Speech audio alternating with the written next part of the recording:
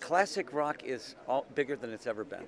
You know, I don't know if that's because of Guitar Hero or Rock Band or whatever it is, but every 15-year-old kid can play Schools Out or Smoke on the Water or, you know, My Generation or whatever the songs are on there, which is kind of cool. You know. Do you think that there aren't enough people out there though, that have the same stage presence as you or Ozzy or even people with Zeb?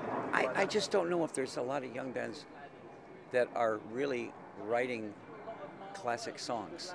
I think Jack White, I think he's a classic, and I think the Foo Fighters write some really good stuff. And there's a lot of really good garage bands, which I like.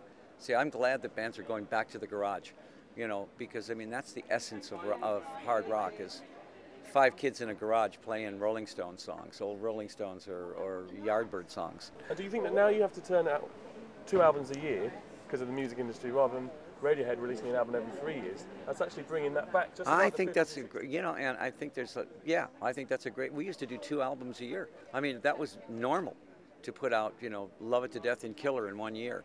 $1 Billion Babies and Schools Out in the same year, because you lived in the studio, you lived on the road, then you went back to the studio, and then you went back on the road, and that was the lifestyle, And are you going to any big concerts this year or any festivals or anything? I think next year, they're priming us for next year's festivals, I think. So we don't know which one it's going to be, but yeah, I've got a whole brand new show coming up.